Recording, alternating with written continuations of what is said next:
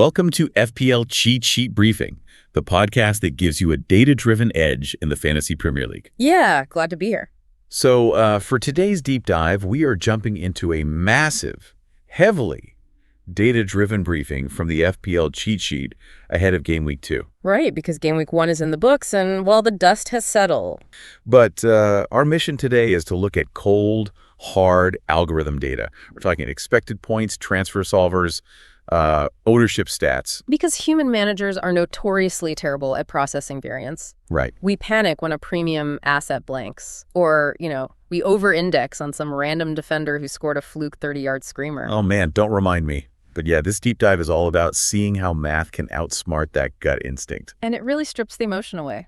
Yeah. And speaking of stripping emotion away, let's look at the official FPL Cheat Sheet Mini League. And real quick, huge shout out to our sponsor, Tifosi, for this. Oh, yeah, Tifosi's great. Yeah, providing customized shirts for the Mini League winners and like Sunday League teams. It's such a brilliant prize. It really is. Beats just bragging rights, right? Definitely. So looking at the top of that Mini League, the Game Week 1 results are just a perfect case study. Mm-hmm. We have Spencer at the top.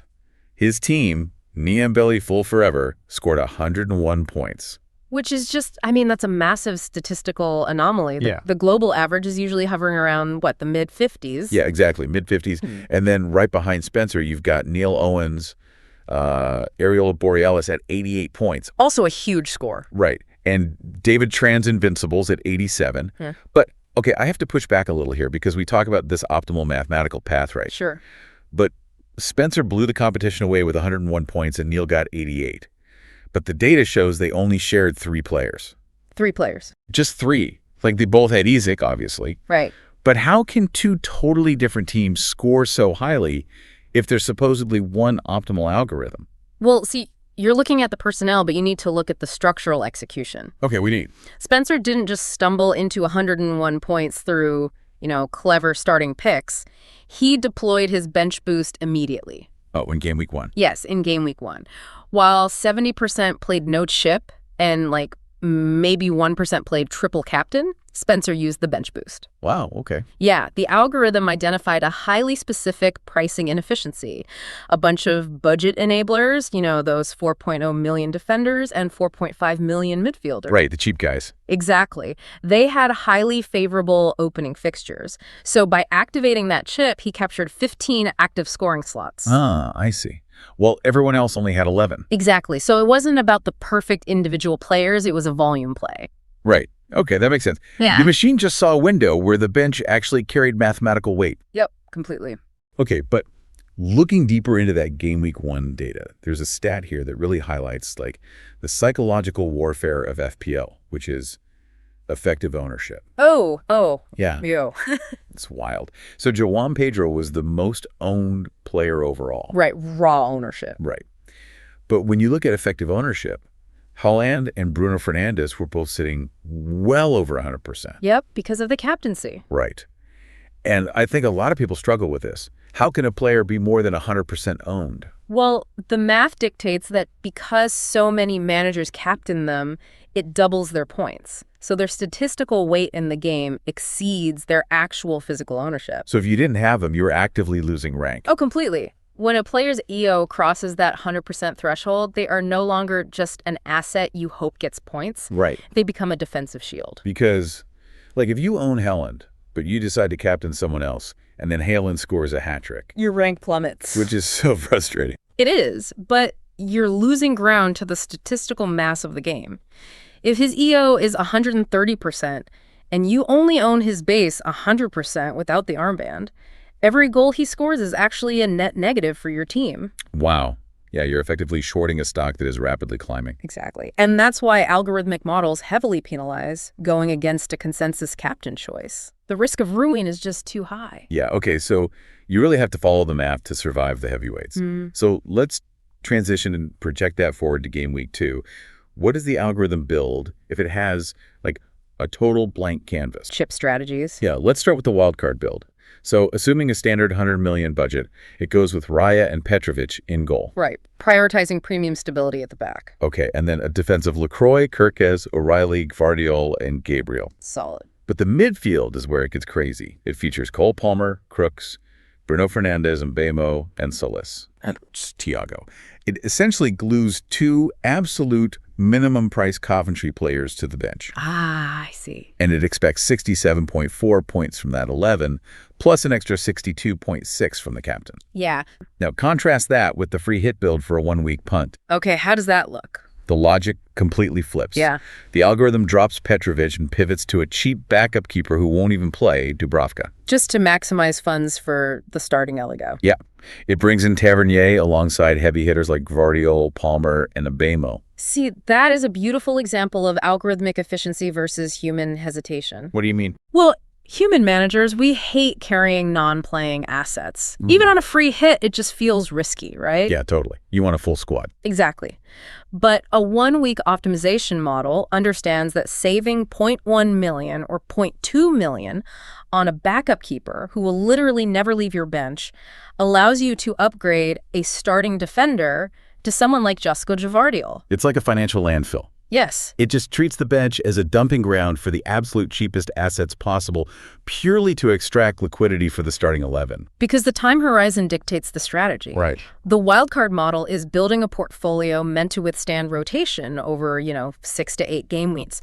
The free hit model is executing a single-day raid. Yeah. It doesn't care if Dubravka never plays another minute. Okay, so that's the free hit. But let's look at the differentials build, because this one, I'm fascinated by this. Oh, the low ownership guys. Yeah. So going against the grain, players with under a 15% TSB, team selected by. Okay, what's the model suggesting? It goes heavy on the goalkeeper, like Becker or Donnarumma. Interesting. Yeah. And in defense, LaCroix, who is sitting at under 10% owned. And then you've got Ward-Prowse, Kuna, Wissa, Evanilson, and even Palmer. Well, Palmer is at 13% right now, but he'll definitely rise above 15 very quickly. Yeah, for sure. But I look at this differential strategy, and it's kind of like indie music. Indie music. Yeah, finding the brilliant band before they go mainstream and get way too expensive. Ha, I love that. Yeah, asymmetric upside, you're deliberately fading the safety of high EO players to find isolated point spikes. But premium keepers like Allison, that's so counterintuitive to me. Usually, yeah. Human managers look for cheap, high save volume keepers. But in a differential model, a clean sheet from an under-owned premium defense is one of the most reliable ways to jump rank. Oh. The variance on a 4.5 million keeper facing 20 shots a game is huge. The variance on Allison facing 4 shots behind a structured defense is much lower. Right. But because his ownership is depressed by his price tag, the rank gain is massive when he hits. Yeah, but it's a high wire act. If your 10% owned defender blanks and the 60% template defender hauls, you're dead in the water. Oh, absolutely. Your season can effectively be over by October. Doing this in game week 2 requires an iron stomach. Okay, so we've looked at all these theoretical models. Now I want to take a look at how this planner handles a real-world FPL team. Real-world application, yeah. So we have a specific sample team in the data, and they use this really neat trick of finding the team ID in the FPL URL to load the squad right into the dashboard. Oh, I love that feature. You just grab your ID from the points page, drop it in, and it scrapes your entire history. It's so seamless. So this sample team scored 62 points in game week 1 using a bench boost. A solid return. Solid, yeah. Yeah. But the scary part, before a single ball was kicked, the algorithm expected 61.5 points. Wow. A half-point deviation across 15 active players. The math was almost perfectly accurate. It even included Jorginho Rudder getting 5 points on the bench. That's incredibly precise. Yeah. So when the math is that tightly aligned, you kind of have to take its game week 2 projections seriously. So what is the planner suggesting for the upcoming game week? It wants to bench Sherpin, an Ipswich defender, and Rudder. Standard. Right. It wants to start Raya, Gvardiol, O'Reilly, Gabriel as vice-captain, Mbeumo, Solis, Anderson, Sarr, João Pedro, Jorginho. Okay, that's good. But wait, here's the big question. I have to push back hard on this. Uh-oh, let's hear it. The algorithm is suggesting we use the triple captainship on Bruno Fernandes. Ah, against Ipswich at home. Yes, but Bruno completely blanked in game week 1. Why would we trust a guy who just let us down so badly? Wow. I watched that game. The United attack looked totally disjointed. My human instinct is screaming to run away from this. And that right there is your recency bias talking. 0 points is 0 points. You watched 90 minutes of disjointed football, you felt the sting of a blank, and now you're projecting that emotion onto the next fixture. Yeah, but The algorithm doesn't care about a one-game emotional letdown. It operates differently. It separates the process from the outcome. okay, but how can it justify triple captaining him? Because it looks at long-term expected points. The machine evaluates historical home advantage, chance creation metrics, penalty duties, Right. and when it processes all those inputs against Ipswich's transitional defensive metrics away from home, it generates 6.6 expected points for Fernandes. 6.6 expected points. Yeah. It trusts the history, not the recency bias. If you're going to leverage data, you have to commit to it even when it feels uncomfortable. I mean, I guess so. The eye test lies, but the underlying metrics don't. Exactly. All right, fair enough. But algorithms are great until they hit the real world, like the transfer market and real-world injury. Oh, absolutely. The chaos factor. Yes, the chaos. And that brings us to the Sarr Dilemma. Right. Sarr. So Sarr scored 0 points due to an injury last week, and now there are all these rumors that he might leave for Galatasaray. Or Everton, or Liverpool. Yeah, exactly. If he stays in the Premier League, great, he's an asset. If he goes to Turkey, he is dead weight. Complete dead weight, taking up a midfield slot. And plus, he faces Man City next, and his price is about to drop. It's just a compounding nightmare of negative variables. Fixture difficulty, price volatility, transfer risk. Right. So the tool's default setting actually says to roll the transfer. Just save it for 2 free transfers next week.